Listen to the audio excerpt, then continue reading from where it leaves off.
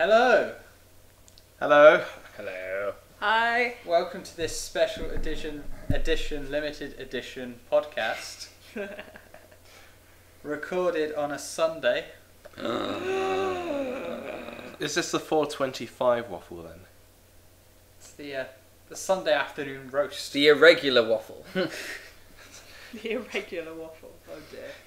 We had the. Does that mean it's going to end up being a funny shape and all the edges are going to be messed up? Like your face. Do you remember that party we had with the waffles? We've already descended into your face jokes.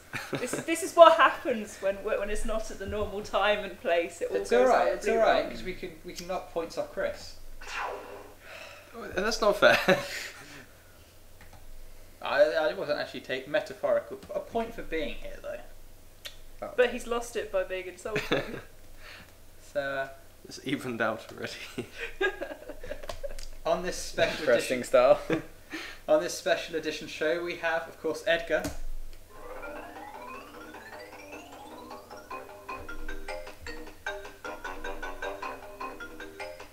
Watch the boulders.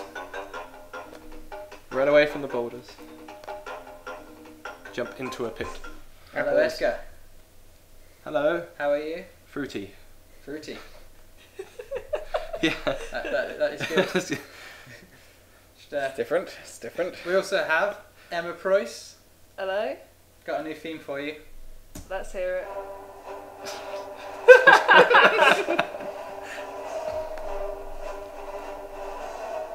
Good. What did you do to Alderaan?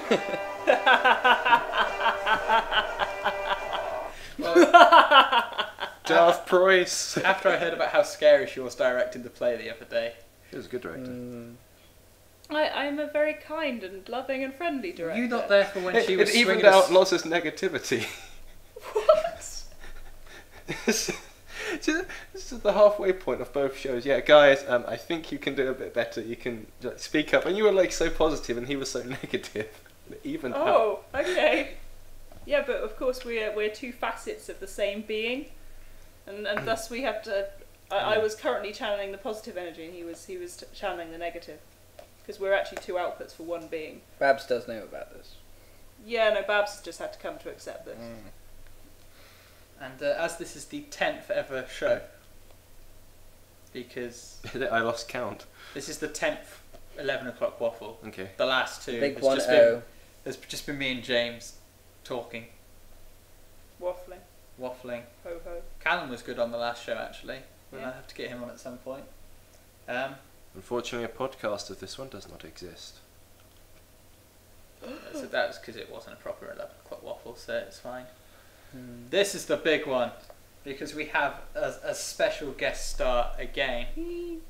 Drum roll. Not quite as big as when we got Kim in, I mean, yeah. Lots of Christmas there. but this is the man who founded FECCLES. He's the man who invaded Scandinavia. The one, the only. Christopher J. Stanley.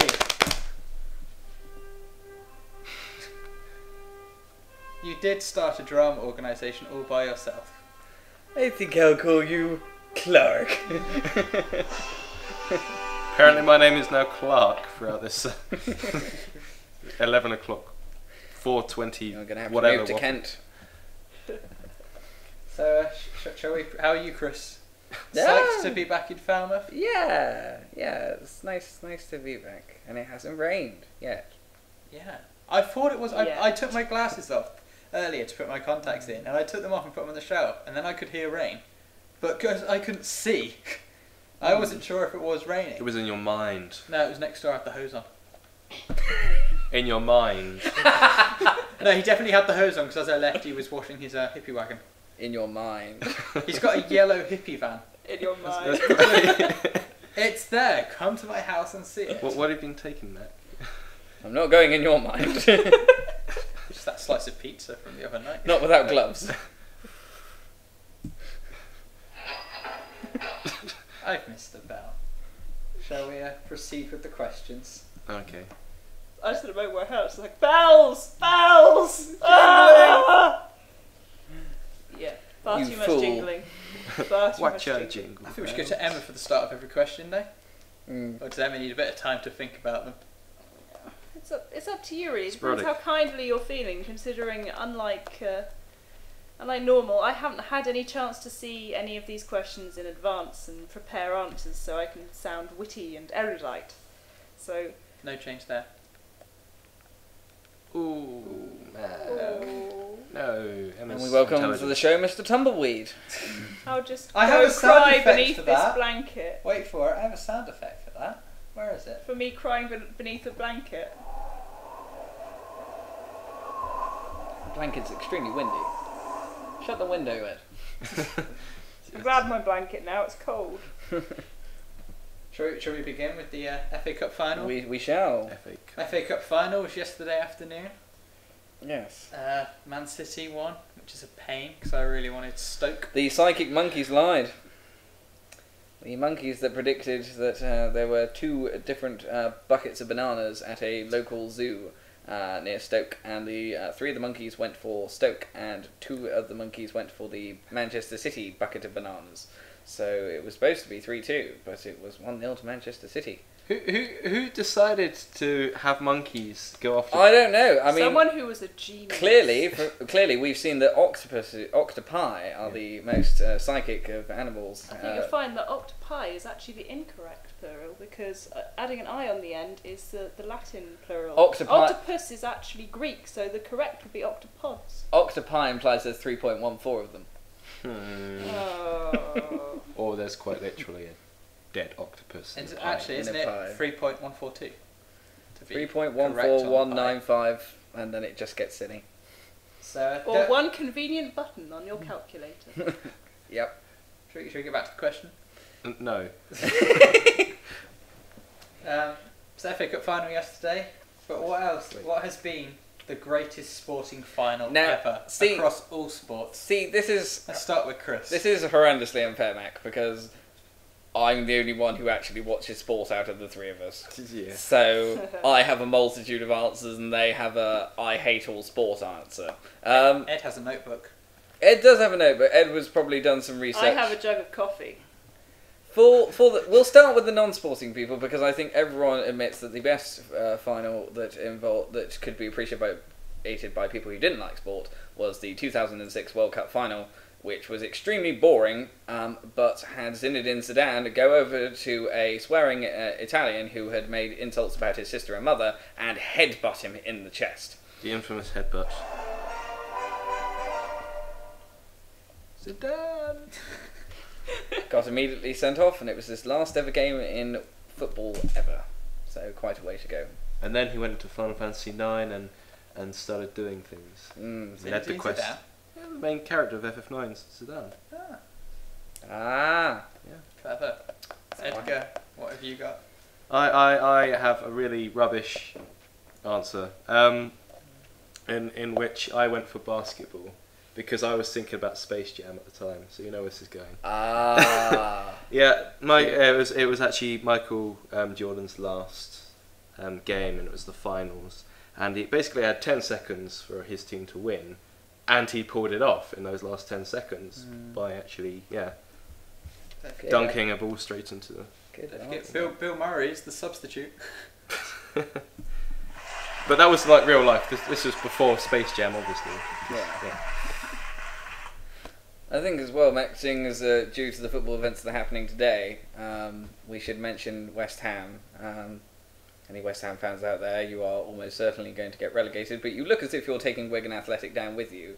The best ever neutral final and the best ever sort of happy final was when West Ham were playing Liverpool in the FA Cup final, and West Ham were not expected to win, went 2-0 up after 10 minutes, someone scored an own goal, Liverpool fought back and it was 2-2. Someone crossed the ball into the net, absolutely mad, and then there was a penalty shootout and West Ham lost. But everyone stayed, and there was no fighting or anything, and people were in the pubs afterwards, and it was really lovely. And you're like, yeah, so no happiest final.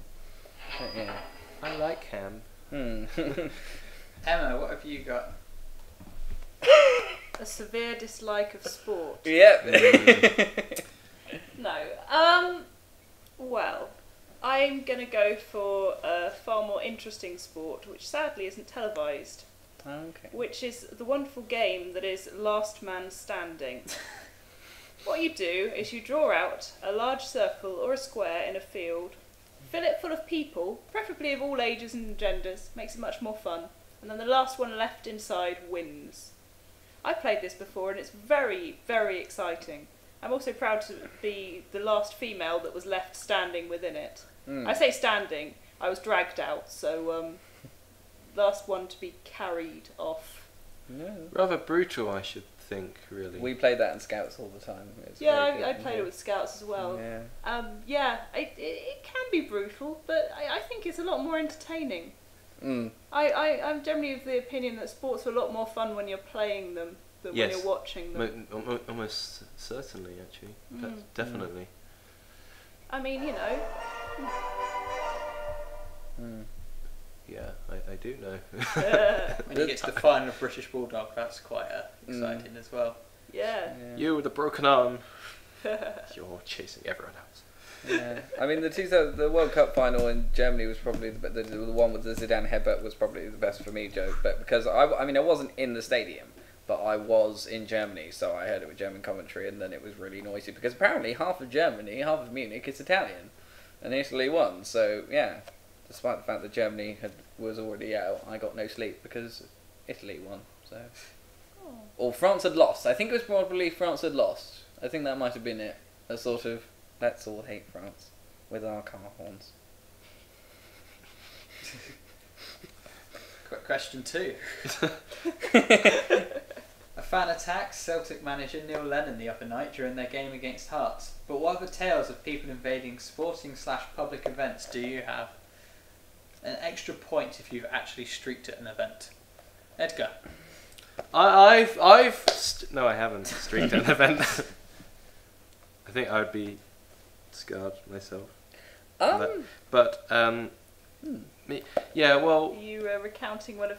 I did. Chris keeps making thoughtful umming noises. I'm a bit worried that he's doffed his gear at I some haven't point. doffed my gear, but I have. Doff someone else's I have gear. technically invaded. I have technically invaded a public event and had to be taken down by a bodyguard. This was when I think it must have been Prince Andrew was coming to Falmouth to the Peter Lanyard building, and they blocked off parts of the campus, the bit between the old chapel and the Peter Lanyard building. But I didn't know this, so I was just sort of running a bit late to get to my lecture. And this person sort of appeared to be coming towards me, so I ran faster, and he just took me down. And I didn't realise until he was sort of like, "Well, where's your passport? Who are you? And what's your name and stuff?" That there was an event. I was just like, "What the hell? I'm just going to my lecture." And it wasn't until later that I found that the Prince Andrew had been in the vicinity, and that area was closed off. So I who knows? I could have been a terrorist. I must look quite terroristery. That answer trumps everything. Yeah.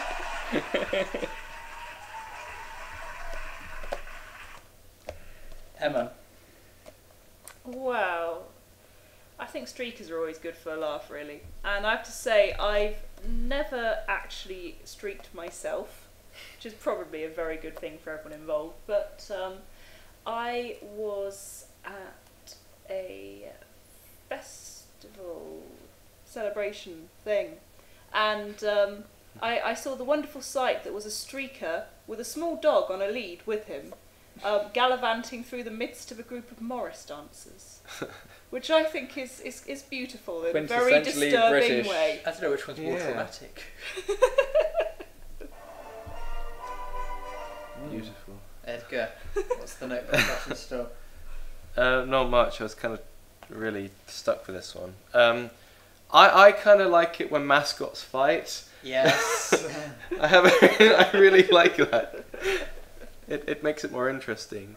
If I could be a mascot, that would be so fun. Like Ace Ventura. It would be so fun. Like Ace Ventura when he tackles in the film. Yes. When he takes on the mascot and starts punching him. It's not so much of an invasion, but I guess, when sort of mascots come on for like big games and such, and then suddenly they start fighting or doing something ridiculous. I kind of like that sort of thing, and one particular stands out in my head with ice hockey. I do like hockey. monkey. Which had like a chicken and a dinosaur mascot, I think it was. They started beating each other up on the ice rink. Who threw the punch first, the chicken or the dinosaur? The dinosaur was sliding. It was doing a sort of show thing, and the chicken delivered the first punch to the dinosaur as he was sliding towards him. Oh. So yeah, the chicken started it. What was that? As needed was Peter Griffin. I have Peter Griffin, yeah. I have also seen a match. Actually, I was at a Fulham match, and the Fulham match mascot, weirdly, because obviously they must be very prominent in West suburban London, is Bernie the Badger. And I'm pretty sure he either got sent to the stands or he got sent off completely, but something happened. He was on the pitch when Newcastle got a penalty, and he sort of went onto the pitch and jumped about a bit, and I think he did get sent off. So I suppose that's kind of an invasion. So yeah, but the Badger wasn't wearing any clothes, so technically that's a streaker. You know, I was in a marching band, Distant Thunder. We used to invade pitches every half time and they get chased off. You were expected to, though. There was one about a... Yeah, but no one wanted us. I've got coffee now. Yeah. There was one about a mascot who ran for like MP and he got in because they were voting for the mascot. Oh, he got elected the monkey, yes. Hartlepool, yes, Stuart Drummond. Then yes. he got elected in and then he Got ditched the elected costume. and the MP for Hartlepool at the time was Peter Mandelson, and he looked as sick as a parrot. And yes, it was very. He's still mayor. He's an excellent mayor, Stuart Drummond. He's So I think it was an old Viking News View I saw the other day actually. Hartlepool is still a shocking team, but and I have no idea why that. I think the mascot is a monkey. Thank you, Ed. You can have a banana in a bit. For those of you listening, Ed is currently gnawing gently at his own knee. Remember, Ed, the love And of money making is the root of all evil. Frankly adorable noises. But the Hartlepool mascot is a monkey, I think, because they found a monkey once and they thought it was a French person, so they hanged it. Yes. What? That's insane. That's got to be worth a bonus. Wow. Yeah, that's got to be worth a bonus point. Quite interesting. Question 3, Neil Gaiman's anticipated Doctor Who story aired last night. So other authors that you would like to see pen an episode of your favourite TV show. Chris, what have you got? Well, Ed and I are kind of collaborating on this answer a little bit, aren't we? Yes, actually. we think a abridged dubbing group called Team 4 Star would make a brilliant addition because they're pretty good writers actually. They're actually very good writers. They can make anything funny, but at the same time they make it... They do make it entertaining, and there's one episode they do that's still extremely serious, but they throw in some comedy as well. Yeah. Yeah. And failing that, on my side, it'd be Toby Frost, who actually wrote Space Captain Smith. I think he would do something hilarious as well. Because the thing about that book is that, whereas it's actually a good story, the characters are hilarious. And their interactions of each other would be brilliant, I think, and a brilliant addition to Doctor Who, I think Toby Frost would make. One of the characters is like an android who was created to be an android, the entire purpose of being a sex toy. But she lost her memory, and then she finds out later on. Lowering the Wow. So you guys are collaborating on an answer. Kind of. Team 4 That is a first. If I did have to give a separate answer, who was I thinking of? I think it would probably kill everyone because it would go on so long, but I like the idea of Peter Jackson sort of turning his eye to sort of doing an adaptation of Doctor Who. It would be 2 hours long and would probably have a 40-minute Basil somewhere, and there would be weird subtitles, and the ending would keep fading out and coming back in and coming back out. Well, if you want to look at the Series 3 finale, that was like 3 episodes long. You think each one's 45 minutes? Well, maybe he had a hand to it. Yeah. Plus, he was also a demented Santa Claus. Could you imagine how much longer Tennant's death scene would have gone on for? Oh dear God. Oh yes. It already lasted. No, about he would half have just an gone hour. into the lava. That's all right. And come out again. Emma. Well, as mentioned before, all of these questions are coming to me blind. And I don't actually have an answer off the top of my head. Well, I kind of do, and I kind of don't. I have one, but these guys will probably laugh at me for saying it, but... It's going to be some chick lit writer. No. I was going to say, Terry Pratchett would be worth a laugh. I think he would. Yeah, no. Yeah, he would. I mean, granted, that's an easy answer for me because I've been kind of living with Terry Pratchett on the brain for the past few weeks, but he's a man who's very good with characters.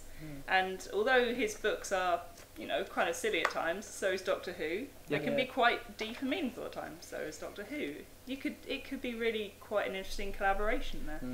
Brilliant thing about Doctor Who is that you literally could write anything for it and make it work. Well, that's what makes it wonderful. Yeah. Time and relative dimension and space. You can go anywhere and do anything. And we did have, the third episode of the series, we effectively had 3 genres rolled into one because we had pirates, sci-fi, medical. So... that'd be one hell of a Mills and Boon. I've been editing that this afternoon. For those who don't actually know by this point, by the way... the very drama society that Chris Stanley here created has been for the past couple of weeks, months. Yes. Been practicing and rehearsing Terry Pratchett's Weird Sisters and Stephen Briggs's adaptation of it for stage. So 3 of us here, Emma, myself. No, 2 of us then. Emma, myself, and Chris was there in spirit. Yeah. These aren't the lines you're looking for. The ghost of FECCLES past. We've been involved in this play for a long time. We've literally just put it to stage a couple of nights back from this recording. So finally got the podding. Yeah. But yes, I'm pretty sure we've shamelessly plugged it several times on here already. Or at least I know Lucy has. I heard shameless plugging. Not in any of the recorded ones. So the last 2 weeks we've plugged it though. James and I read out the entire cast list and left Lucy's name off it. That's just cruel. But she was at least 2 people. Well, we knew she was the only one listening. Did you also credit the wonderful directors? Yeah, we listed you guys. Excellent. We just went through the pictures on Facebook. Oh god. So I noticed they managed to fit that one of you in the programme. Yes. Just in the bottom left corner. Yeah, if anyone's interested in Emma's boobs, go on Facebook and look through the programme pictures. Yeah. In fact, if you're just interested in boobs, go on Facebook and stalk to your heart's content, because it's effectively legal. Emma's page is a goldmine. Wow, well what can I say to that? Well, good to know there is some appreciation for my boobs. Points for boobs. Points for boobs. Compliment. Thanks. Eurovision was last night, so anybody got any memorable Eurovision stories? Last year, Spain put on a song, and they were doing it sort of almost seriously and stuff, and doing sort of almost mimes and stuff, and someone ran on and struck a pose and looked as if they were in the band and looked as if it was part of the act, and then they kept running, and then they jumped off the stage, and that could also have been part of the act, and then there were 4 security people running after them, and then it might not have been part of the act. And then at the end they said that Spain were going to do theirs again. So we assume whoever he was, and however he managed to get the costume that matched the rest of the band, that he was not part of the band. But really, I think they should have not played it again and seen how the original song did, because I think they might have won. But kudos to the Don't be stage stupid, invader. they'd only get Portugal voting for them. You need to be in the middle, surrounded by everybody else. Well, Norway won the year before last, as I seem to remember certain people of this house telling me time and time again, and singing about how they were in love with a fairy tale, even though it hurts. Oh dear. Yeah, somehow this year, Jedward beat almost everyone.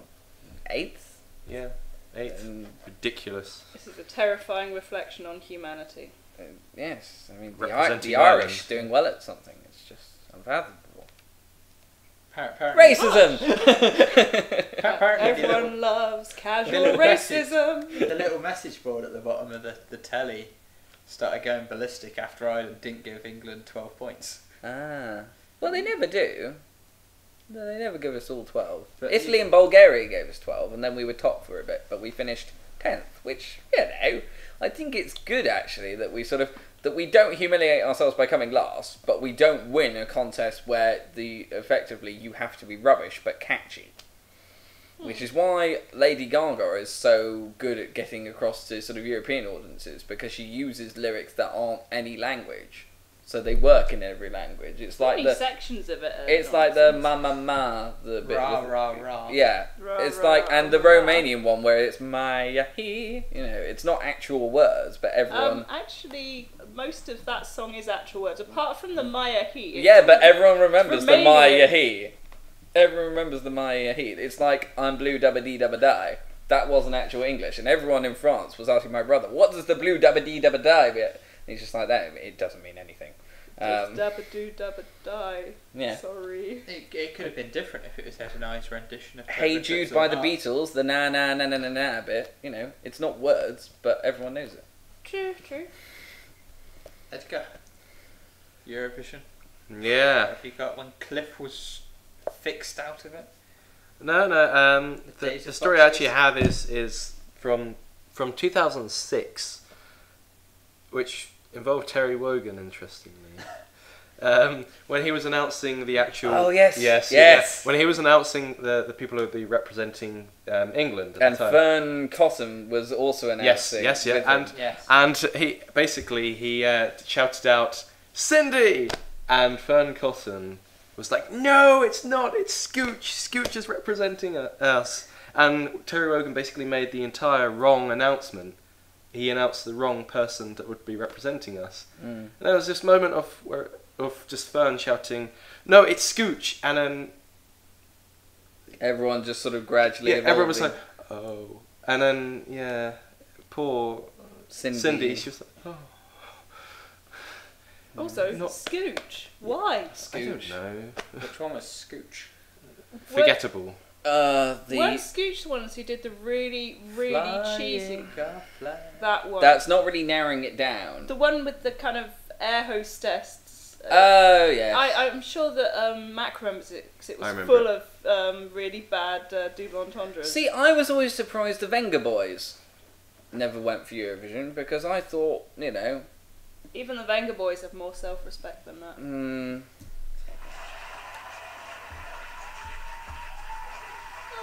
True that. Emma. Or S Club 3, as they're now known. Wow. Well, it's been hinted at already, but a certain Norwegian victory recently was fairly memorable for me. Because it also happened on the same day that the Norwegians were celebrating their national day. So I was in a pub full of drunk Norwegians when a Norwegian song had just won Eurovision. At the Norway Inn. At the Norway Inn. Which, of course, is in Cornwall. Yeah, obviously. And just, it was general insanity abounding. Just a room full of people singing that ridiculous song and pretending to play violin. With the vacuous blondes who just went, la la la.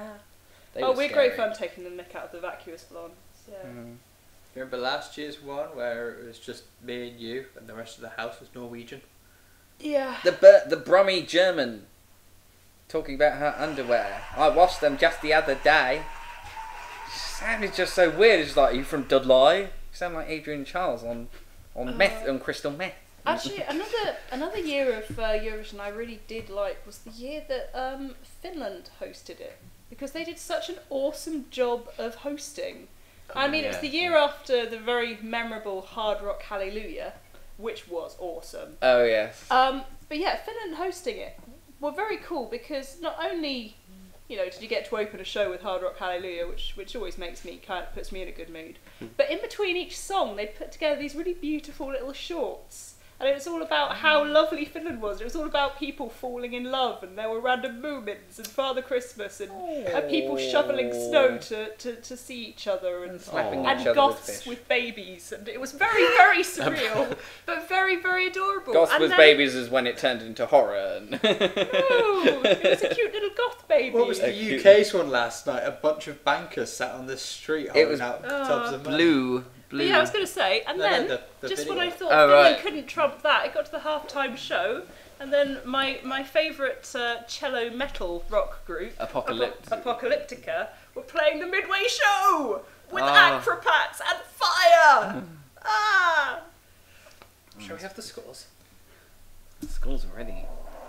Wow.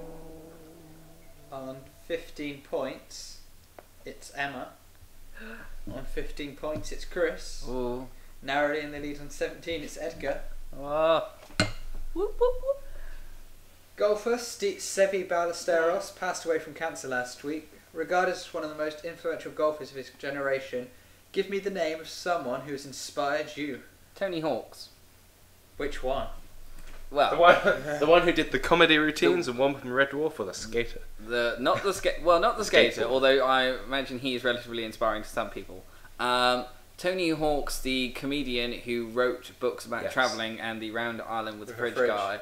But that book I haven't actually read all the way through, but I've read Playing the Moldovans I've read that one. at tennis, which is great fun as someone who's into sports and travelling and comedy. And he has a bet with Arthur Smith that sportsmen can only play one sort of sport. They can't turn their hand to other sports. The only examples being of that are Ian Botham, who played football and cricket. So Tony Hawk's goes to Moldova, stays for 4 weeks with the Moldovan family, who are lovely, and plays all the Moldovan football team at tennis. And there's a very cruel bit in Israel where he appears to lose to one of the Moldovans and lose the bet. But it turned out that person was an actual semi-pro tennis player that Arthur Smith had used as a sort of ruse. So he had it that he came back and played all the ones and played the one where he lost to the semi-pro tennis star, and then sort of showed that Arthur Smith had thought he'd won. But then Tony stepped in and said, well, actually, let's have a look at the actual Moldovan footballer I played.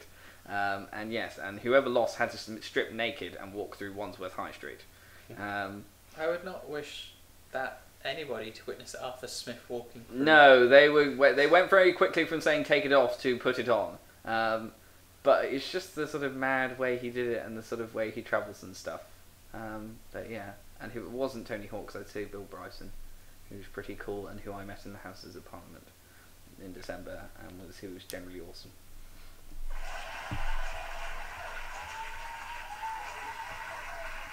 Emma. I don't really know. I've never really had one obvious person who's inspired me. Not Edgar. Well, apart from Edgar, but that goes without saying, to be honest. No, apart from the man with the ponytail. No moustache though. No moustache anymore, though. The moustache is gone. Mr. Twiddles is gone. We must take a moment's silence, actually, to mourn the passing of Edgar's moustache. I think that covers it. Aptly done. Beautiful. Clyde, Ed, your moustache. Or you could have.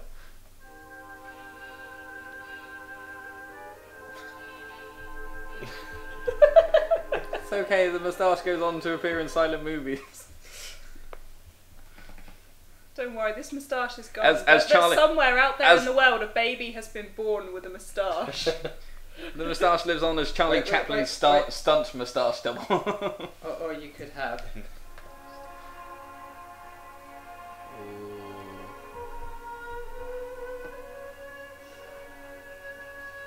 Alright, that's enough of the Welsh national It's anthem. not going to regenerate. Or is it? Not the spaceman's around.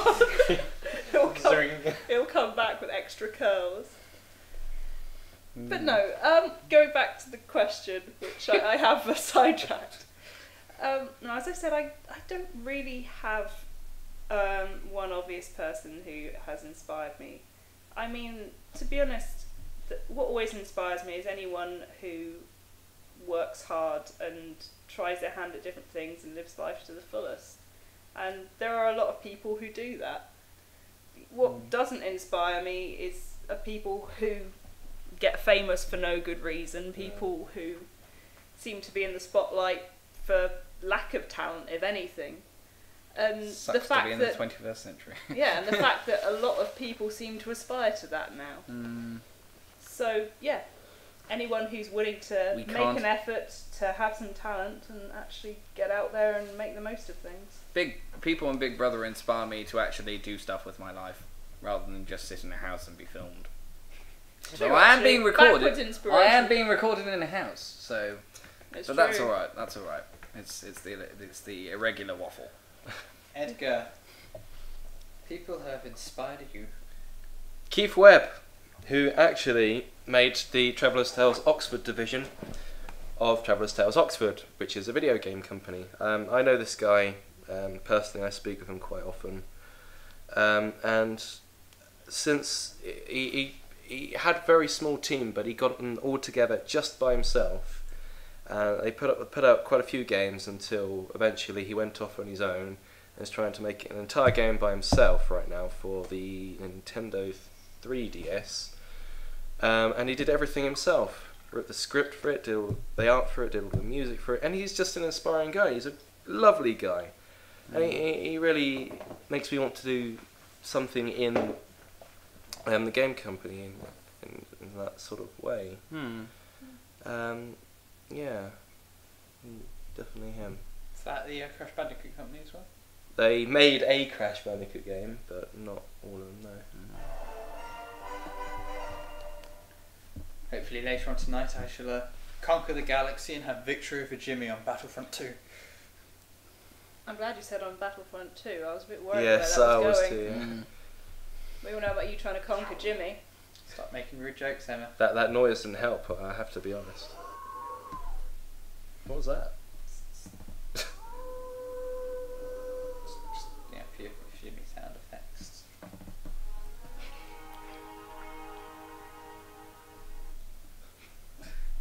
We are now being inundated with random sound effects. Hooray! I'm afraid flowers have started blooming everywhere. It's better than the Go Compare advert. I haven't got that one, sadly. Beautiful harp glissando. He's an actual opera singer. From inspiration to the other end of the spectrum, Lord Treesman has accused 4 FIFA officials of demanding bribes in order to vote for England to host the World Cup. But who else do you suspect is corrupt? Lord Treesman. Explain. Didn't he get kicked out of the FA for effectively leaking a bunch of stuff in tapes? I mean, you know, anything that seems relatively like Watergate, I think, has to be pretty damn corrupt. You know, audio tape and all that. So yeah, I think there's a delicious amount of hypocrisy. Someone who got kicked out for corruption accusing someone else of being corrupt. It would be a bit like Richard Nixon accusing his opponents of cheating. Or Delicious. You said the word delicious and I immediately thought of a fruit pastel lollipop. Ooh. Why?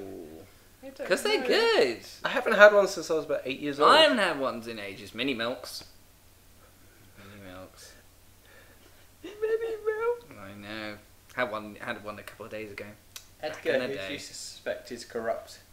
Actually, my answer was, funnily enough, the Eurovision Song Contest. The countries that around that, because no, I say all the countries are, but I meant the voting, the way they vote in that, because I honestly do believe it's just so biased. It is. I don't know whether you necessarily say that was corrupt as such. I know what you mean. I'd say it's more sort of alliances, though. I mean, in the same way that there used to be alliances in Europe that sort of, you know, we used to have an alliance with the French, we still do, the Entente Cordiale and Russia, that sort of thing, and you have a pact. It shouldn't be that way for a song competition. We do have the EU. Well, I don't know. All the American states working together against us. That's corruption. Well, you see, the problem is with the Eurovision Song Contest is that all the songs in it are so nondescript that they can no longer actually judge it by musical ability. Therefore, they have to just go for purely, tactical things and just voting for their friends. I mean, when there's nothing to judge between the songs, how on earth are you supposed to do anything to do with Well, it? surely you would vote for, but surely you would go for your favourite or the most catchy or whatever. I have to say, it's difficult most of the time to pick one. I would also... It normally comes down to about 4. There's normally 4 really memorable ones. Yeah. But I would also argue that on that basis that also the X Factor is relatively corrupt, because what you have in the X Factor is you have the judges also being the mentors. So you have the mentor having to say whether or not... And they're not going to vote out their own acts, are they? No. So immediately you have them having to be biased and having to make that decision. Because no judge is going to go there and immediately vote out the act that they're mentoring, because obviously that looks bad for them as well. So Also, to be honest, X Factor or any of those things are a popularity. They haven't got any contest. judges now anyway. No, that's true. I love the fact that someone is called Simon Cowell. Because they do that sort of thing where they shorten someone's name and trying to make it rhyme, or doing something clever like Samantha Cameron is Sam Cam. So with Simon Cowell, they've done Psycho, which is just delicious. And yes, Ow. Everyone likes ow. Except my some fowls. And Simon Cowell. I see. Oh God! You know where they come for you. Oh God! Usually Mac plays songs at this point, but Oh. who lost the point there? Try to play Pac-Man. Oh, okay. Emma. Corruption in the world. I'm shooting myself in the foot, but I'm going to do it anyway. I think that this show is a little bit. Oh. I'm just waiting for the sound. Yeah, I thought so. That was my arm. Because the host basically just awards dog. points depending on what he likes and what he personally finds funny. I mean, if you happen to mention a dislike of anything he likes, you instantly lose points. You instantly gain them if you big up something that he's a fan of. I'd like Therefore, to. I would say that this show is actually pretty corrupt. I see your point. However, I absolutely love Scrubs, and John Barrowman is amazing. Exactly. Yeah, so considering the fact that I haven't had any time to prepare answers and I'm probably going to lose anyway, I thought I might as well just get on and put that out there. Having shot myself in both feet now, I will limp my way to the end of the show. You can walk on your hands. At least you didn't make the mistake the commentator made on the football the other week, Yeah? saying Arsenal had literally shot themselves in the foot in the title hunt. Huh. The players hadn't actually gone out and shot themselves in the foot. And you don't use the word literally. No, Oh dear. but commentators always use. There are some brilliant phrases used by commentators. Pregnant pandas now. Maya's pregnant? Maya Panda. This would explain why she's been eating more bamboo. Yeah, it's true. There's excitement in Taiwan at the prospect of a pregnant panda. But what for you is the most exciting pregnancy ever? What do they do in Taiwan? It's like, I don't know, it used to be like in the 18th What do and they do to get pregnant? In the the same eight- thing they do. No, in the 18th and 19th centuries. When a man and a woman love each other. Very much. They have a special cuddle. When a daddy Why is panda this and a mummy a naked panda. cuddle. A sexy cuddle. But like in the 19th century, it's like we would like go on special like train rides and cover the world to see a beached whale. It just seems to be the same sort of thing, only slightly happier to be fair, because we go to see something die in quite a lot of agony, whereas they at least are saying, you know, pregnancy, which is supposed to be happy. I've not done my research, but in terms of the most exciting pregnancy, everyone got very excited. The first time I remember the papers going mad about a pregnancy was when Tony Blair had a kid. What? In Parliament? I know. He had a kid? Didn't think it was actually humanly possible. Well, you know, he said he had a kid, so I believed him. But- and then later he said there was no evidence of him having a kid, but that there was still, you know, he still had to do what he thought was right for his country. Did it come out the front or back? You'd have to ask George. Oh God. He claimed his womb as a second home. Oh God. And claimed to get the wisteria out. And Ah. but everyone, Hang the on, papers hang on. went really mad about this kid, and then he got called Leo, and everyone was like, "Yeah, he's called Leo," and just sort of everyone got rather confused. But apparently, a baby in Downing Street was really, really weird. So What's wrong with the name Leo? I have no idea, but everyone was sort of like, Leo? It's Leo? not that bad. No, it's not at all. but it was this sort of generation where everyone was sort of having weird names like Apples and Peaches and stuff like that. Kal-El. Yeah, and it also, or Brooklyn, Buddy or, Bear. or Romeo, or Cruz. And you know, Leo's actually a nice name, but everyone's just like, but that's a I look normal forward to name. Doodle Duncan. I'm not having children. Yeah. Well, I hope he's not having children. I mean, that would be destroying some fairly basic biological ideas if Ed starts having children. I did see a You better grave, hope it's not your day to clean the kitchen. I did see a gravestone saying that Oh. said Elizabeth Duncan. That was very confusing. Time travel. Nothing to do. Time travel. Oh no. She can't have kids anyway. Ouch! Harsh, man. Well, after what Edgar did to her. oh no! Can I have the blanket? Hang on. We're bordering on obscenity material here. What blanket? It's only a blanket. It is rather blue. So who wants to go about pregnancy next? Edgar or Emma? Okay, I'll go. Although, to be fair, pregnancy, exciting. I don't. Little brother gay. My friend actually did. His girlfriend did bear a child like a couple of days ago, but that's kind of Oh. exciting. Yeah, but It's not the most exciting it's ever in your not. opinion. Not well. It's the only pregnancy I've known personally. My mum, when she was carrying my little brother Steve, that was pretty exciting. That was, you know, sort of, oh, baby brother on the way. What's he going to be like and stuff. My life is over. That was pretty exciting. I guess you could say Amy. Yeah. Amy, yeah. Oh yeah. Amy Pond. But is it a pregnancy? Do We don't know. It's exciting. Positive, We negative, don't know. Positive, negative, positive, Posi- negative. I You'd love be the positive annoyed. negative thing. It looks really funny. You'd be annoyed though if that was your pregnancy test. Mm. It's like, Positive. ah. Line, no line, line. You haven't no. shaken it properly. Shake before use. I like the idea that the TARDIS has all of these modes that never get used. Yeah. And one of them's pregnancy test mode. And the doctors, they're like, always wanted to try that. Oh. There's all kinds of weird things. There's like HIV test on the side as well. Dyslexia. Dyslexia test. See, Emma can get right back in this with the right answer. Most exciting pregnancy, Emma. Mm, It's my own, because it brought me into the world, and I'm amazing.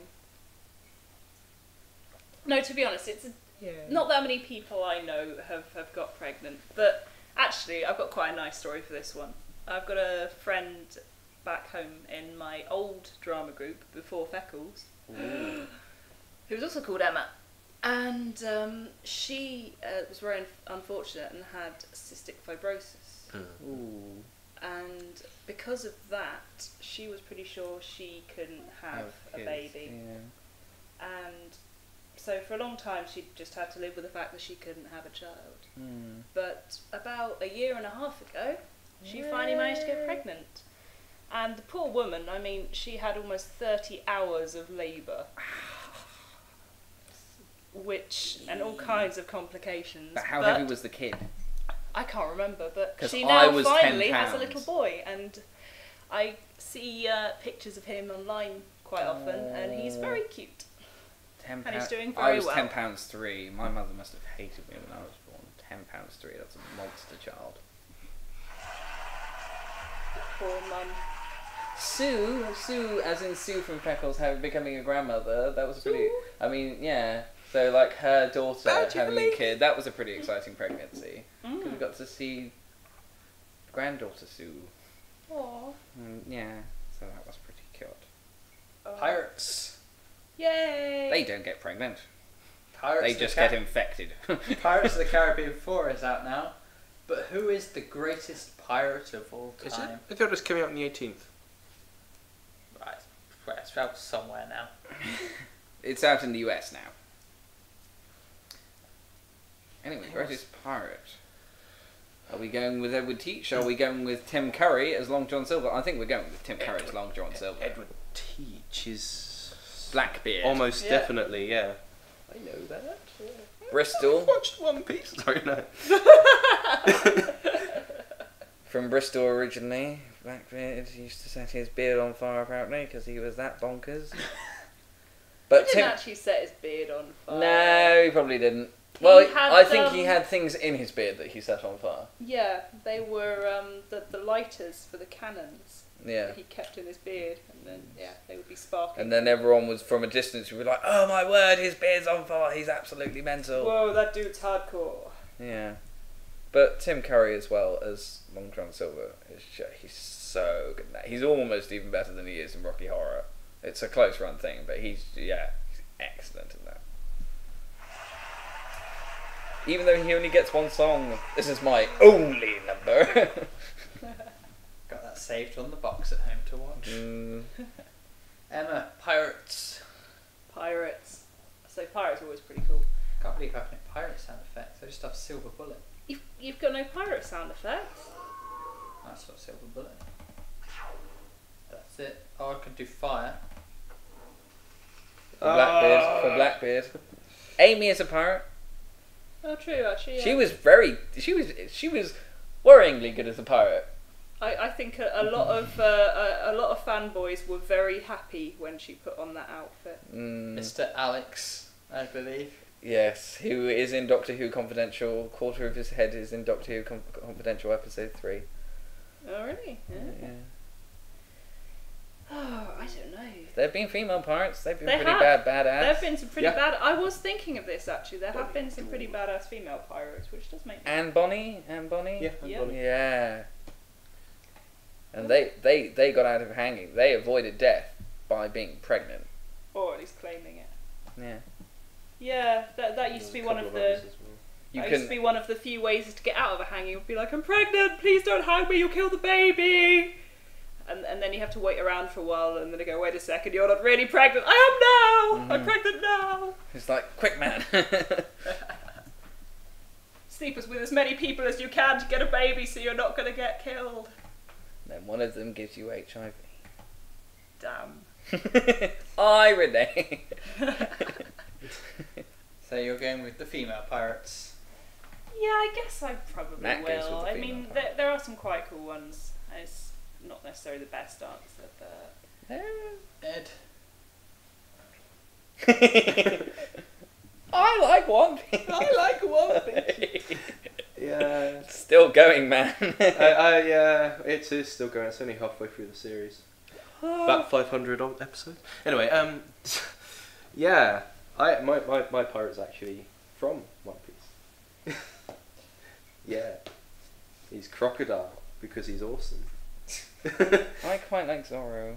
He's not a pirate though, he's a pirate hunter. He's a pirate hunter. I'm going for Crocodile. The reason I go for him is because he actually is the first person who manages to beat the main character in a battle twice and almost kill him twice because his body is made from sand. And rubber don't work against sand. No, we don't. Just Sure, it wasn't it's Gara, separate. not Crocodile. No, although Gara would. Probably It's- one. No, it'd No? be quite even between them. Okay. Sand and rubber. OMG, epic anime crossover. Gara versus Crocodile. It would be epic. Gara of the Funk. And he has a big hook. It's a poison hook. As well. Nice. He literally tries to take over an entire country with a underground organisation that is built up from pirates, basically, and almost succeeds. Cool. Oh, but see, Imitates the king and everything. but you've missed out. Oh, what's his name? Red. Oh, he's Redhead Shanks. Redhead Shanks. He loses an arm. He does lose an arm, and he doesn't care. He's like, "That's okay. I've got another one." Yeah. I was going to say somebody else, another pirate who must have a mention. Surely is Captain Hook. Yeah. It was pretty Dustin awesome. Hoffman. Oh, and as Dustin. The Dustin ultimate Hoffman. Dustin Hoffman. He is just wonderful. He's eating the scenery, but in the best possible way. Oh, nom. You know what? It was funny. The crocodile's back from the dead. I hadn't seen the original Disney animated Peter Pan until the Easter break before. And I saw it and I was like, wow, this is quite interesting, apart from the Indian scene, which is ridiculous. Yeah. But the rest of the film's actually quite fun. Yeah. I liked it. Well, it was always my favourite story when I grew up. I love Peter Pan so much. I didn't touch it when I was younger. I kind of felt you were basing Duke Felmet a bit on Hook. A bit sort of, because he goes a bit insane. No, I think the best person, I didn't consciously base them on anyone, but the best person I can think of comparatively would be Kefka from Final Fantasy VI. I like how we've not mentioned any pirates from Pirates of the Caribbean at all. Well, they are pretty awesome, but they're a bit obvious considering the question. I mean, there's a lot to be said for Pirates of the Caribbean because it's made pirates cool again. Because, I mean, Pirates of the Caribbean came out at a time when the whole pirate thing was horribly out of vogue. And there have been so many bad pirate films. No, the style of the noughties sort of started. There were lots of little things that started bringing them back. Pirates of the Caribbean sort of rode that wave and then was pretty much on top of it. Yeah. I would say. Oh, a pirate film on top of a wave? Oh! Yay! But yeah. Yeah. But who'd have thought it, seriously, when you actually think about it, a film based on a ride at Disneyland. Which is the next question. It had a good story though. And that was a success despite the main characters being so awful. There was Their a story wonderful... worked in the first film. It and did that's work in the first That's it. I film. mean, if you guys seen, there was a really cheesy 90s film, and I think it's literally just called Pirates! With an exclamation mark. I think I've seen that one. No, I haven't. And I really liked that at the time, but I have a Doesn't horrible it- feeling if I watched it now, it would be awful. Doesn't it end with like the main female character being asked by the main character to join him below decks, and it's just everyone goes like, "Hooray!" and just like, I can't This remember is that, but perverted. it wouldn't surprise me. I rather liked Pirates of Penzance as well. oh, I've been in that. I'll I've been be in Pirates of honest, Penzance. I I was a actually police. like it. I was a pirate I've in the first seen it. half and a policeman in the second half. I've seen it because my mum was in it, and I went to go And, see her. and going back to your earlier question about corruption, they're all from the House of Lords. They're all peers and stuff. The pirates. They're all noblemen who've gone wrong, and they rejoin the House of Lords at the end and marry the Major General's daughters. It's yes.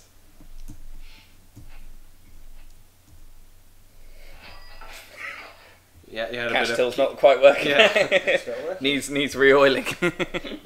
And as Pirates of the Caribbean started out as a ride, what is, Missed your peasant magic as before. what is the greatest ride you have ever been on? Right. See, this was a bit harsh on Ed Yeah. because that's never been. I haven't been on a ride. Not even at the fair across. Not teacups or. Did you not do the Dodgems last year? Dodge. No, because Elizabeth didn't want to. I was like, Did you do the haunted house? no, she didn't want to. It was literally. Oh. Never done a log Actually, but flume? we did. Not even No the- log flume? No train. Train? That little choo-choo train ride for a zoo. No, I haven't done that. I've been on a train though. So many times. I've lived my childhood on a train.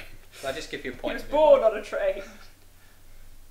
I'll just give you a point and move on. Give me a point to move on. Yeah.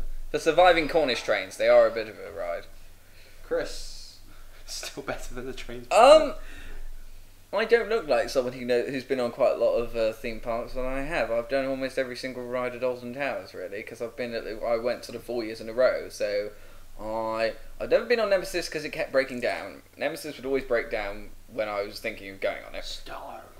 Black Hole is an excellent ride. It sort of takes you up in a sort of spiral and then drops you down, and you go through some star chambers as well, which are all pretty. And you're like going, ooh, lots of stars, and then you go down again. So So you're lost into the infinite. it's really good. And then there's another one. Spiral. There's another one called Corkscrew, which is a great ride for anyone, but it's very rackety. So you just feel like you're on one of those shuddering trains that goes to Exmouth. I've And been just on goes, I yeah. seem to remember that Corkscrew, because it's quite old, is quite it corners quite violently, and Yeah, I remember being it you get judders. flung against the You side. do. You get flung it's not that sides. comfortable. No, it's not. I have been on Oblivion. That was absolutely mental. We got a key. One of the three of us who went on it got a key ring. Me, Tom Farr, and Tom Towers, and we have different. We're sort of like the three gargoyles outside your house. There's sort of Tom Farr is absolutely loving it. Has got his hands in the air and is really enjoying it. I'm sort of in the this is absolutely mental. I don't know whether to like it or not. And Tom Towers is just pure fear in her face, and is looking absolutely petrified. But I'd say Black Hole is probably my favourite, but I think Black Hole closed because someone wasn't Stroke or something. no, someone wasn't big enough for the bars. You've got to be to a certain height, but they managed to slip in under the bars, and then they slipped out at the top and they died. Oh. And yeah, Should have sneaked onto the ride. they shouldn't. But Emma, what's the greatest ride you've ever had? Beautifully phrased there. No. Johnny. Oh dear, I think we've broken Chris. Let's fix him. Hang on. Johnny? The sonic screwdriver fixes Yay. everything. At least it didn't bring Johnny, Shark your along. answer. Fuck no! That's Censor, a horrible, censor. horrible thing! How dare you? Ed started it. No, I didn't. You said Johnny. Oh, Chris said No, Johnny. I said Johnny. I said Johnny. I confess I have sinned. Ow! Hang on. Thank Feel you. better now, Emma? Yeah. This is all slander. Lies and slander. Emma is like this. Do we have theme music for Johnny? I miss my harp.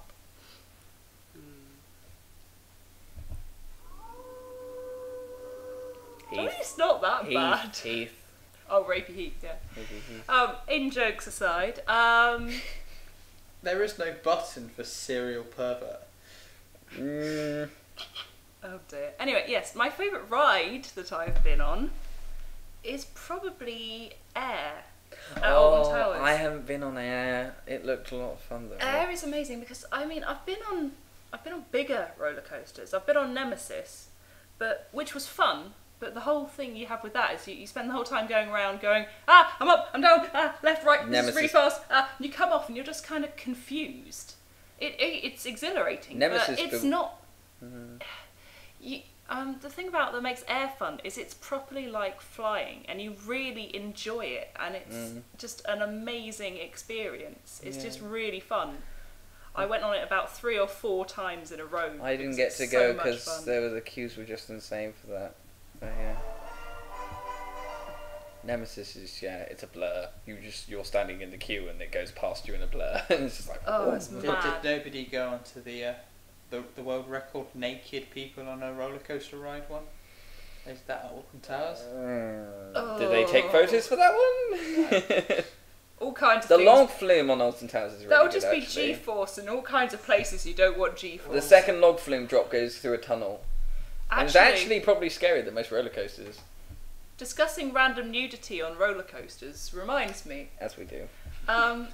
I went on a roller coaster on a theme park in Germany called Tripsdrill, and it went round. It was a perfectly normal kind of roller coaster, and it had a kind of vaguely medieval castle theme, and it was all perfectly normal. And I went round a corner, went down a ramp into an area which was full of water, like an underground cavern, and I went into a room which was full of models of naked people having a bath. Not even joking. There were old people, there were young people. They'd spent loads of time making these really realistic looking models of a load of naked people stood around in some water. In the middle of a roller coaster. You just went slowly by it looking horribly bemused, and then suddenly up a ramp and off you go again. On a slightly related note, the worst ride I've ever been on, to the extent that we all pretended to fall asleep for the photo, was the Ghost Train at Alton Towers. And the theme park that you should not really go to because, as English students, you will lose part of your soul, is Dickens World. Oh dear. Set for the Who's Here's video, Cops and Robbers. Yes, possibly, and it does also have a log flume. There's a log flume in Log Dickens flume. World. obviously, because so many of Dickens' classic novels, bleak log flume, great expectations of this ride. Yeah. Oliver Twister. Stop, Chris, stop. Ooh, score time. There is that little bit at the end. It sounds like Red Dwarf every time. It does, actually. On 29 points, it's Edgar. Just ahead on 30, it's Emma. And on 32, it's Christopher. Where did that come Ooh. from? Is he on 1 point that round? I did. Game of Everyone else Thrones, got higher up. getting fantastic reviews. Everyone who's seen it has seen it, is loving it. Sean Bean, everybody's going mad for Sean Bean in it. Edgar always what goes is- mad for Sean Bean. Yeah. Who, What is the greatest fantasy novel of all time? Emma. Let's go to our fantasy well, list. you all know what my answer is going to be. It's got to be Lord of the Rings. Oh. See, I thought you were going to say Pratchett. Oh no, I'm not going to say Pratchett. Actually, no. I've got. I'm. Can I be naughty and do 2? Can. Chris has done about 5 each time. Okay, let's do it. Lord of the Rings, because Lord of the Rings is, well, Tolkien is the father of all modern fantasy, really. I think without Lord of the Rings, you wouldn't have a lot of the other fantasy we have these days. And also, I just love it.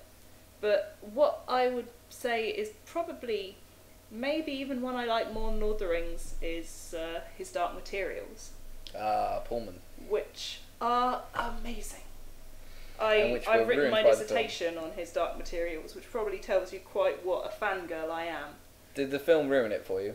The film ruined it for me. We do not speak of the film. It is a There, terrible there, are abomination. there are a number of films that have done that. Time Traveller's Wife as well, I'm presuming. I'm not a fan of that either. No. Why do they keep breaking the books I like with bad films? See, fantasy novels, I think we have to mention this one because Brian Jacks... Better give Emma a point.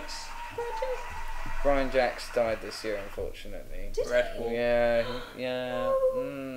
Oh my god, that's my childhood. I know, he Your died childhood died. Pretty sure he died of a brain tumour. Did you ever see the cartoon adaptation of the books on? I did. It's on 4 or 5. I used to get up at 7 o'clock in the morning to creep into the spare room to watch the TV to watch that. They I weren't didn't good. know They were awful, but I was just The morbidly books curious. are I couldn't. so violent. Yeah. The books are very violent. And Oh, then yeah. the TV show is just like, let's go down here. I'd say The at least... books are wonderful. I'd say insane. at least, even if there's not a battle, at least 20 people die in yeah, every there's book, always a and battle. more than that. There's a battle in always, every but, book. But There's even always a but battle. even when there's not a battle, even if you took out the battles, at least 10 people and at least 3 or 4 main characters die. I like It's absolutely It's brutal slaughter with small animals interrupted by ridiculously long descriptions of food.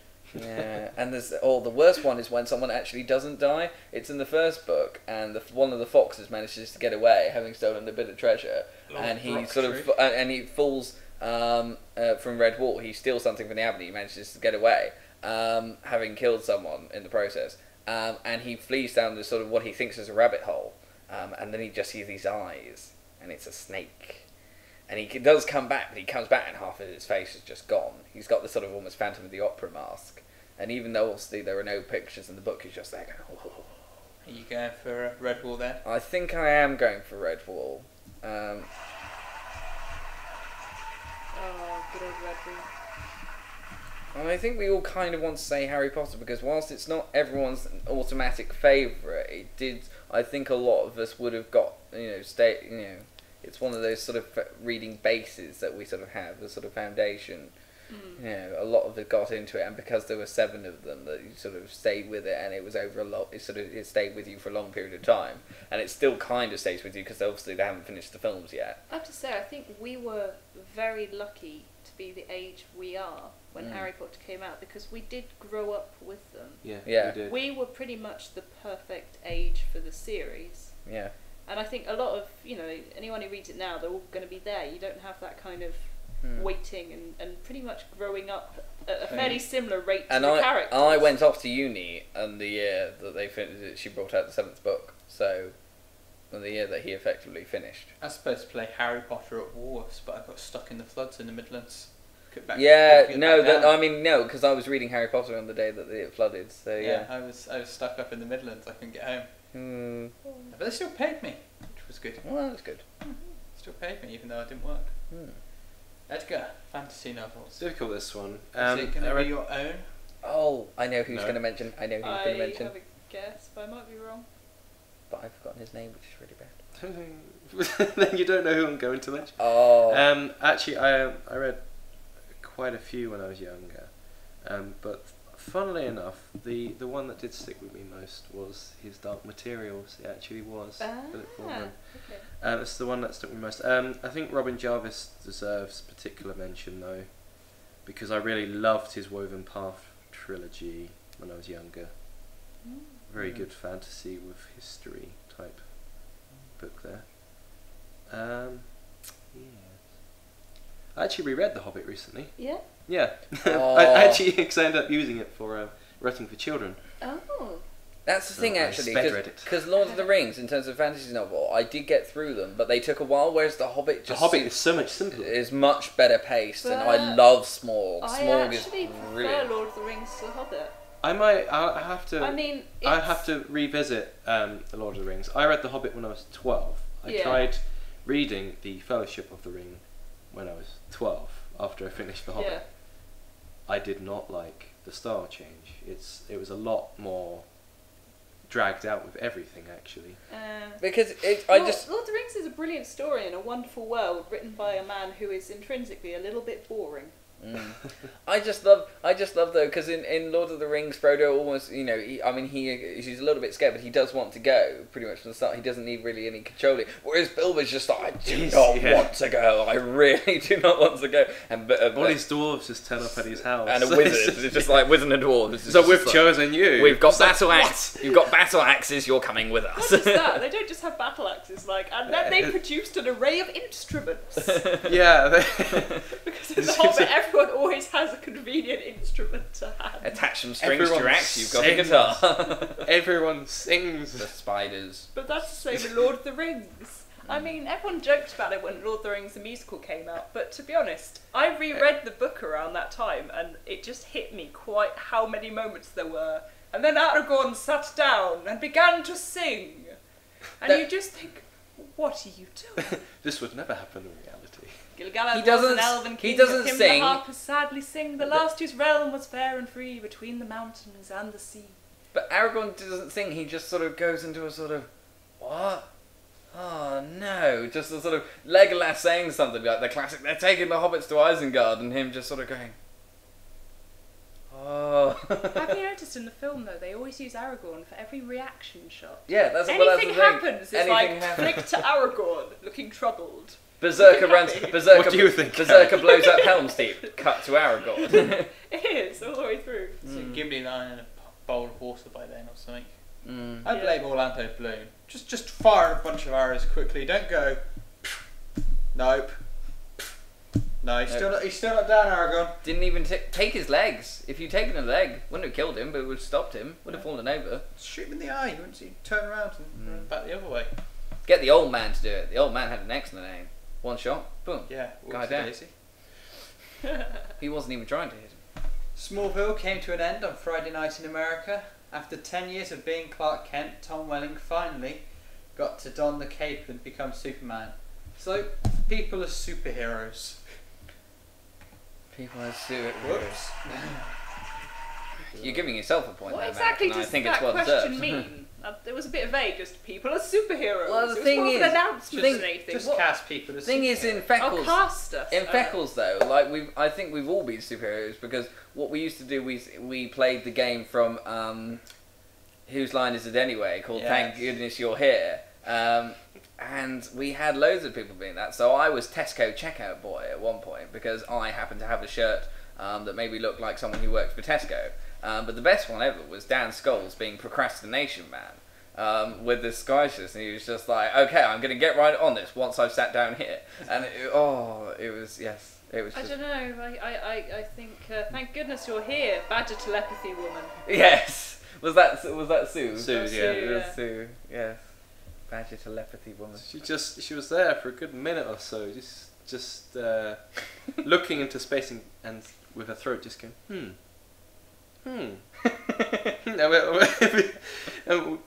I remember, was it Dan just deciding you actually have to say something and say thank goodness you're here and resolve things. Yeah. It's just There was doing this one for where an we entire didn't minute. resolve anything, but yeah. Only one?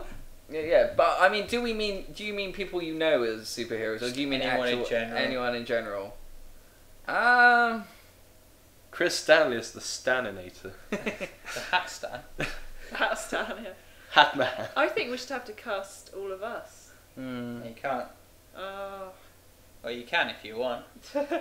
See, the thing is, though, the weird thing is that Ian McKellen worked better. He looked more like a superhero in as Gandalf. Sort of, like, there was more sort of like a superhero sort of aura to him than he was in X-Men, where he was Magneto.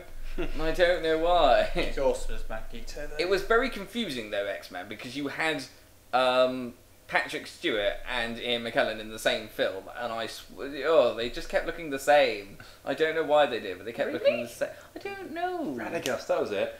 Sylvester McCoy plays Radagast. Yeah, I remember hearing Right, that. anyway. It's been in my head for a past few weeks. We did find out from X-Men that Halle Berry cannot be a superhero with the classic line, "Do you know what happens to a toad when it gets struck by lightning? The same thing that happens to everyone else." That was Tarantino, wasn't it? Right, that. No, Halle Berry came up with that on the spot. Really? Yes, she thought it sounded clever.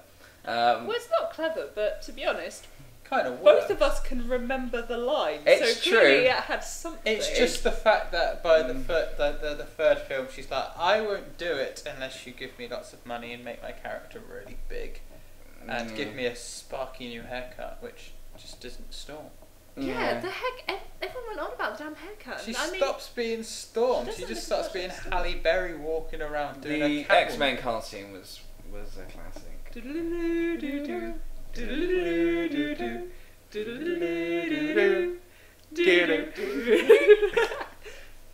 I always loved Storm, actually. She was one of my favourite of the X-Men characters.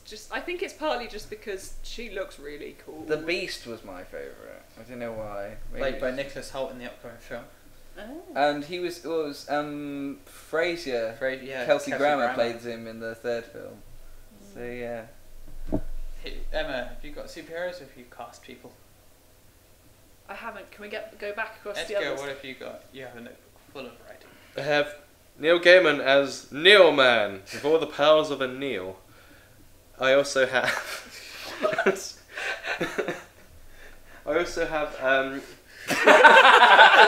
considering James Miller's been on the show so many times, people are going to be familiar with him by now. He is Hair Man, with the ability to grow his hair at any length, because he has this sort of, I don't know, he has this like straw-like hair. I can imagine him just growing it to any length and then grabbing things I'm and surprised, saving the world. I'm surprised that Pac-Man has not been made into a superhero, because he effectively has the name. Pac-Man. You know, waka waka waka waka Pac-Man. He's He's problematic. Oh God, can you just imagine them remixing the soundtrack for that? Mm. It would be really dramatic, but they'd sneak in the waka waka waka waka waka Yeah. somehow. The weirdest thing I saw that was not quite superheroes, but Transformers. Someone turned it into... They did a crossover between Thomas the Tank Engine and Transformers. They had Trainsformers. So you had Optimus Prime and Megatrain. And so many... That would be amazing. Oh dear. I was just thinking, Pac-Man would make quite a useless superhero, really. He'd be running away from ghosts all the time. But And he then can have a drug addiction. He would have to. Some addiction to some kind of balls. But he'd like be a superhero of the underworld. The pills. He'd be a superhero of the underworlds. You know, sort of addicted to drugs, but taking out all these sort of shady characters. Characters in glue. Quite dark, so dark. I mean, because Batman is not exactly. You wouldn't necessarily say superhero. The whole Dark Knight sort of quite dark sort of thing. I'm Batman. I'm not wearing hockey pads. Although weirdly, I think more people sort of. I don't know. Heath Ledger was kind of made into a superhero after that film, because of that film, ironically. So the Joker is just all the sort of acting he did and got a lot of plaudits. It's almost like the film, so he got made into a superhero. Emma.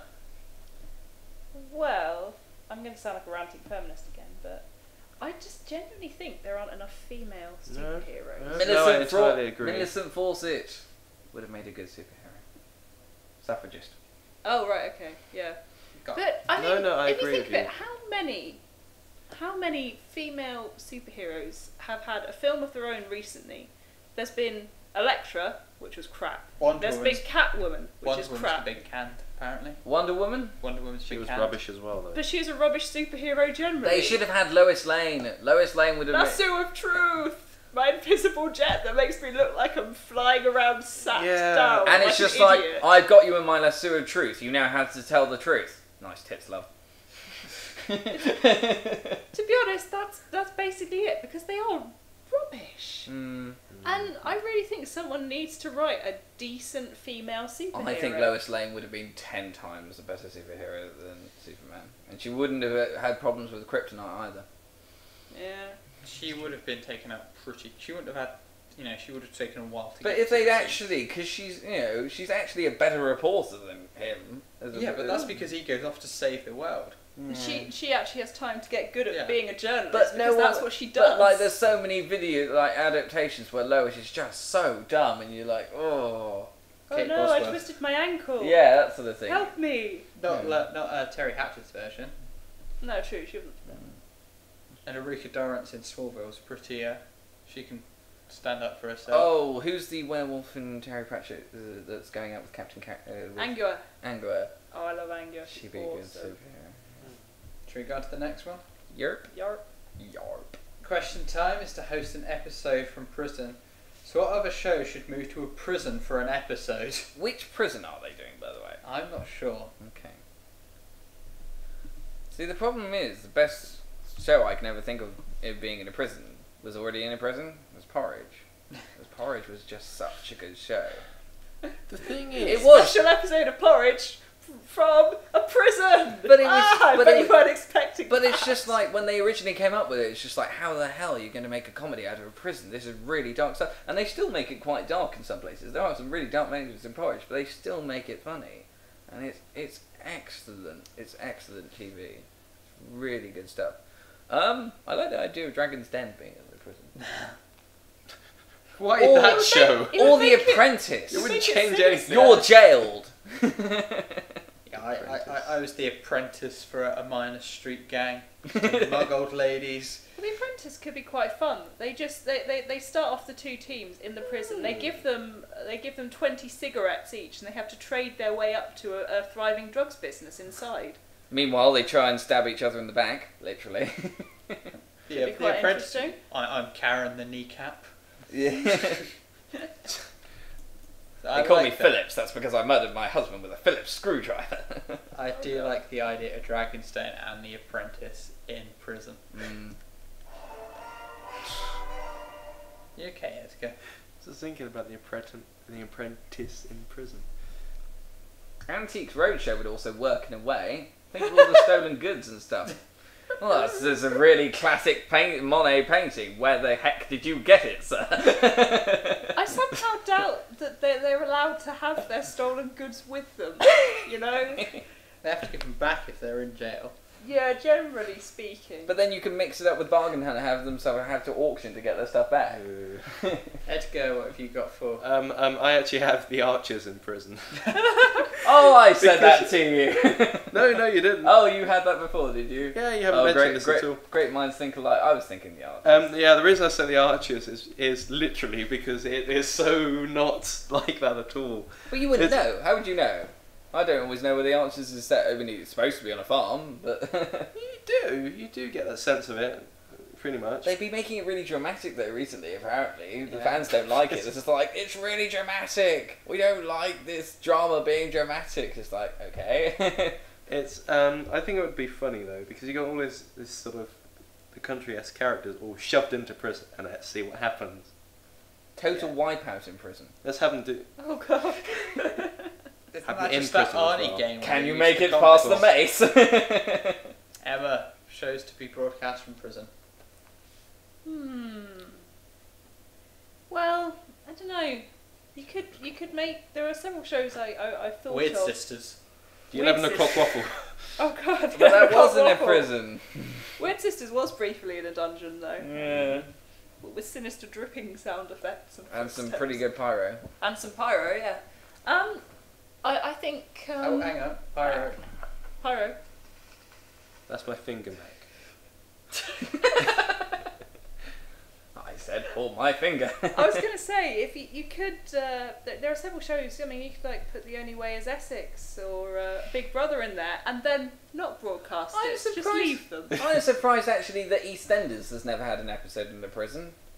What, set or they visited? Because so many of No, them do go to jail that I mean, they may already have. You're right, Ed. They have think been might to already- prison, so I don't think they've had an entire Actually, no, Matt, episode. another thing I was thinking, I'm surprised they haven't done a Doctor Who one that's in a prison. Yeah, well, recently. they. But there's been enough times where they've been in I it. was gonna say the old series. A lot of times they end up locked up in one way or another. So it's almost like that situation anyway. Because like there's Well, in the a old there's a dungeon series in they Venice. have, and I know people get captured and stuff, but a lot. I know people get captured. It's Doctor Who though; it's an intrinsic part of it. But you could do some quite interesting things Storm with King. prison. The song's always in prison. Robot Walls in prison, Mac.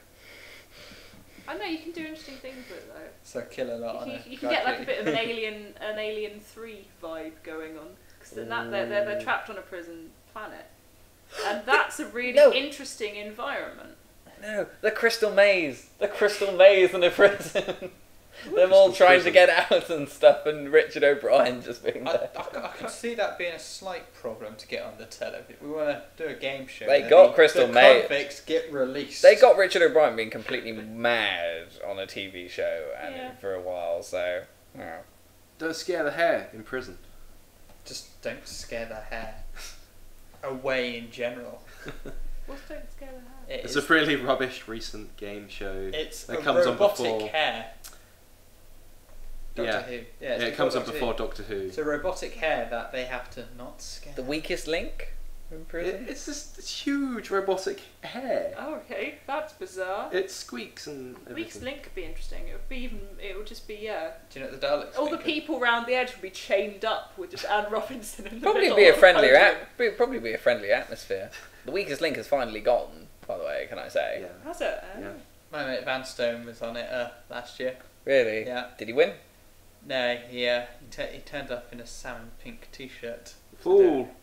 Did he was he first voted off or He went like third or fourth round. Loud. National Lottery in a prison? Because they did have a prisoner winning the National Lottery. Did they? Yeah.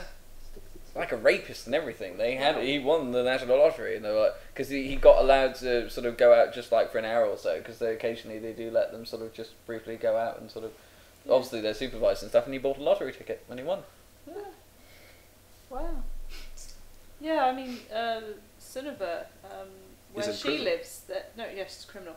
No, but where she lives, her hometown, there's the guy who's wandering around occasionally, and he was part of a black metal band, and he gunned down one or two of his rivals. He's wandering around her hometown, apparently. Huh. Fun times. Penultimate question. Really? Wow. The debate about super injunctions carries on. But who from the 11 o'clock waffle do you think has a super injunction, and what are they hiding? Oh, I don't have anything written down. Now, see, one of us is going to lose points out of this. But Because, obviously we can't see you, Mac, and we know that. Because, for one thing, you need £50,000 to £100,000 to gain a super injunction. So, the chances actually of any of us having a super injunction, unless we had a sort of hidden gold reserves, I'm pretty sure that if Ed and Dan would like to take out super injunctions for chicken fiddling and eating babies, respectively.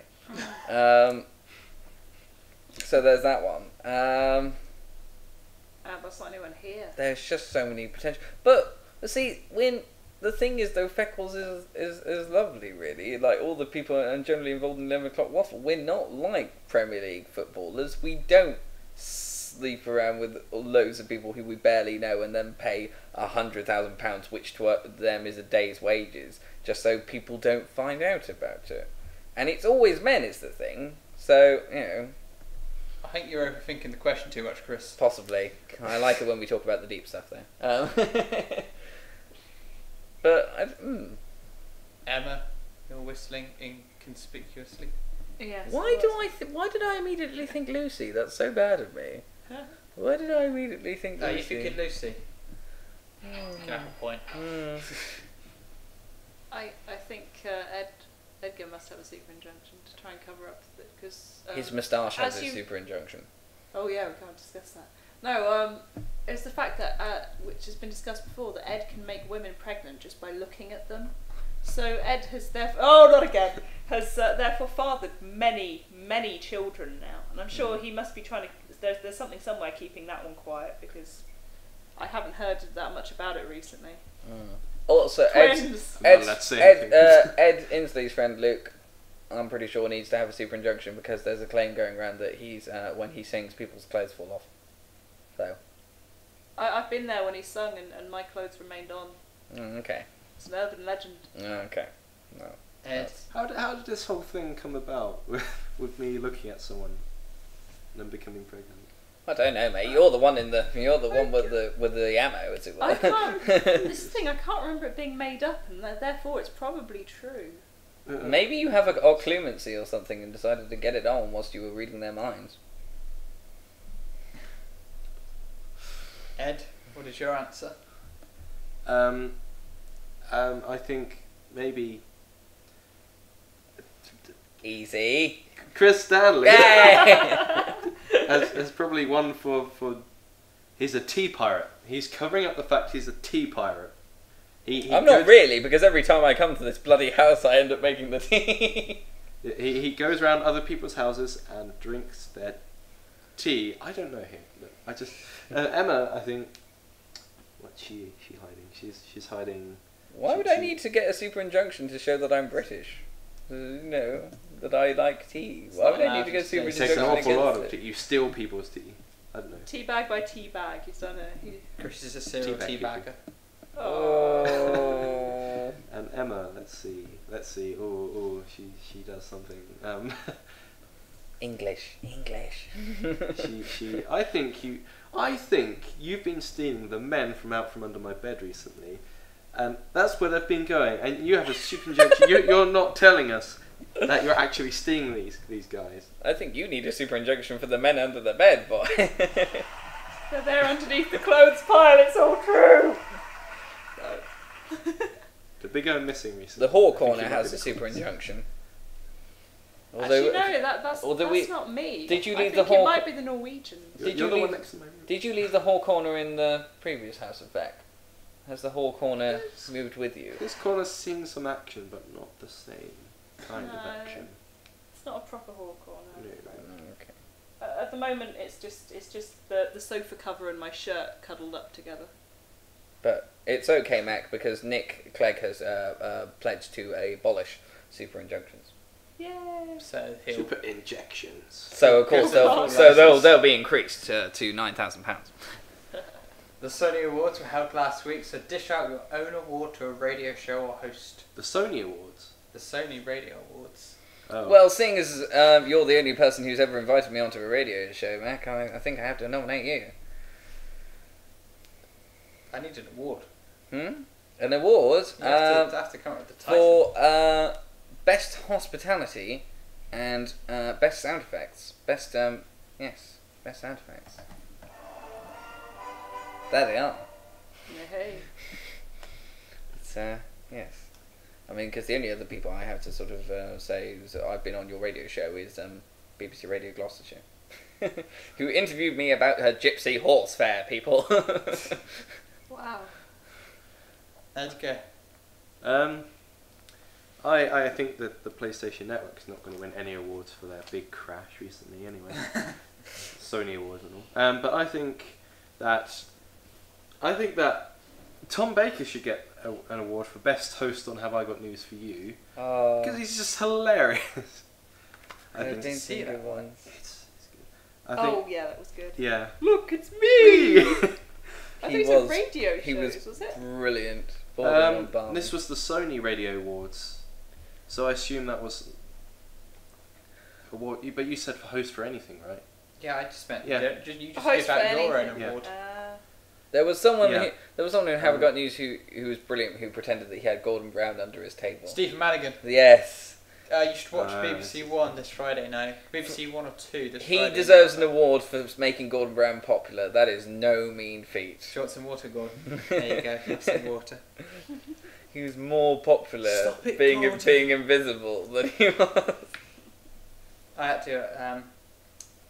to watch the Angus Deaton one the other day as well, which is a classic. Oh, the one where he gets Yeah. busted. Oh. Emma. I think no. Edgar's still going. I think Neil Buchanan should also get one. Who was the Art Attack host, right? Oh. They said he was dead. Because They said he was I've dead in a heard- Facebook room, and it was horrible. I think he should, because he put an awful lot of innuendos in an art show. I have to say. Did he? Or Double Entendre, definitely. It felt that way. You watch it back, because my friend Lewis brought this up like last year, Yeah. and we were like, no. Then we watched one of the episodes, and yeah, See, Lo I and thought. behold- See, I thought the head brought up more. the head does, yeah, as well. Yeah, I remember But the head that's being part quite of the show. pervy, There's only one part of it. but he was good. He But- did all the things where he sort of like put stuff together in a random field, didn't he? And he suddenly zoomed out, and you were like, I see what you did there, Neil Buchanan. But you don't sort of expect that in an art show. No, Maybe Rainbow. But Ooh. yeah. Rainbow is Yeah. real. Emma, what have you got? Well, I think. You're still going? Oh, have you got another one? he's got Yeah. a book. He's got No, a go book. back. Go back to I Emma. got Terry Wogan for literally Lifetime Host Award, because he seems to host like Everything. yeah, Very much. and also Noah Edmonds for putting up with Mr. Blobby Award, because you have to have an award for putting up with that thing. Emma. Definitely. But he, Well, the money. I think we need to mention. We were talking about Have I Got News for You from earlier. Brian Blessed. Just because. Yeah, he deserves it, just because it was so fun watching the normal captains just not knowing what to do. And normally, you know, Paul and Ian are there with their snide comments and good to go, and it was just wonderful watching them. They were just looking so utterly bemused as their host went gradually more insane. Ian occasionally looks confused, but Paul usually has just a sort of deadpan, or can usually throw the host off or make him cause. But the fact that Paul didn't know what to do, it was That was a brilliant one. I watched the one with John Torode and Greg Wallace as hosts. It was this weekend's one. That was a brilliant moment where they're discussing Max Mosley, and just Paul Merton says to Ian Hislop, "Have you ever been to an orgy, Ian?" And Ian Hislop's just like, "What?" But no, and posthumous award needs to go to, I don't know if you guys listen to I'm sorry, I haven't a clue, but Humphrey Lyttelton was a jazz musician for years in the 50s and stuff, but he did the show for like 30 odd years and stuff, and it was excellent, and you had all these brilliant comedians who also came onto the show. So you had Tony Hawk, Stephen Fry, Bill Bailey, Phil Jupiters, all these people come on and really enjoy working with him, Jack D as well. And he died in 2008, and they thought about stopping the show, but they were like, we want to carry on the show because he would have wanted us to carry on. So they just had a lovely tribute to him as well. They had a show that they played on that was a tribute to him. So, and he didn't really, it wasn't particularly enjoy it. He didn't necessarily enjoy it that much, and he was a jazz musician, and he was like, I wish people remembered me from a jazz musician, but I'll do this stuff because people like it, and you know, people seem to enjoy it. So, dedication to the job. 30 years. Wow. It's the end. I think as someone who deserves an award for services to loveliness, it's got to be Stephen Fry, surely. But you cannot help but just be there and feel kind of comforted, and it's just there. It's general feeling can be summed up in a kind of But I don't know. I find Alan Davies more lovely just because you can waffle his hair, and he's always getting stuff wrong. Stephen Fry is always getting stuff right, but Alan Davies is still nice and happy and chirpy and bubbly and doesn't mind getting stuff wrong. Bizarre family, isn't it? Stephen Fry's your lovely uncle, and you got Alan Davis is like maybe your Idiot brother. other Idiot brother. Yeah, brother. Yeah. I'd Comes say to mind. brother. Would you like the It's scores? like a cousin. Yes. Are we at the end? Yeah. Ooh. On 46 points, it's Emma. 47, it's Edgar. 49, it's Chris. Maybe we some doing kind it? of crash sound there. Are we doing a 20-second improv? Okay. I think in 20 seconds, Emma has to accept the award for Best Director for Weird Sisters. Wow, okay. Go. Right, thank you very much for this wonderful award, but of course I also have to dedicate this to my wonderful co-director Loz, who has been there helping me out and doing sound design and many other things, but primarily I have to also say that this award needs to go to the cast as much as me, who are the ones who of course made this play work and who are the ones actually up there and in front of the lights, which I generally did right most of the time. I figured, we should probably stick to the 20 seconds. Yeah. As you made the point that no one ever sticks to 20 seconds. I have no idea when the 20 seconds ended, so I just kind of kept going. It's the new. Oh, that was the end. Okay. Ah, okay. Ed. Best Actor Award. Go. Thank you for this award. It is brilliant to have achieved this, especially in comparison to the other wonderful cast who I have to say are also been brilliant. And I couldn't have done it without them, especially acting off of Jenny, for instance. Thank you so much. Blood everywhere. That's it, that's all I have. Blood everywhere. Chris, in 20 seconds you have to review Weird Sisters. Okay. Okay, you ready? Go. I never thought in all the 3 years that I set up FECCLES and ran FECCLES and then stood back and watched it grow that we would ever get into the poly, that we would ever look so professional, that people who didn't even know about the university would come and watch and enjoy it, that we would ever find such good actors. It was amazing. Should probably add up the final scores. Are you ready? Hang on, where's the music? That's my wife. Wait a second, Chris Stanley has a TARDIS. This explains everything. Yeah, I do. No comments about bigger on the inside. On 47 points, it's Emma. Woo! Propping up the bottom as ever. Yay! 52 points. Very respectable score on his debut, Chris Stanley. Oh! Really? Yay. Narrowly on 53, it's Edgar. Really? Okay. I thought Chris was okay. We can have a go for a joint, for a draw, if They you can want. go for a joint. Go for a joint, man. You did Go score for a a lot joint, of points man. on your many quiz host award answers. Yeah. It's alright, you're allowed to beat me. You're allowed to, yeah, you got to catch up with Lucy. Yeah. Lucy's on about 900. Probably update the table as well. Over 900 Yeah. according to some people, yeah. I've long ago accepted that I'm the Alan Davies of the show. Whereas I must be the sort of Bill Bailey, the sort of, you know. No, you could be the Hugh Laurie, the one who's on it once and then never again. Oh yeah. So, wrap up this special podcast. Let's do it. Thanks to Emma, Chris and Edgar.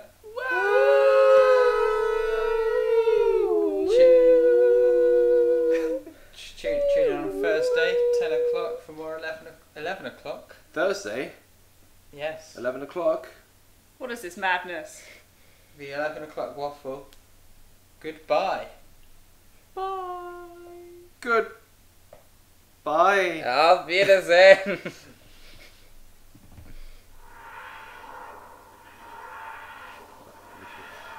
Bloody underground.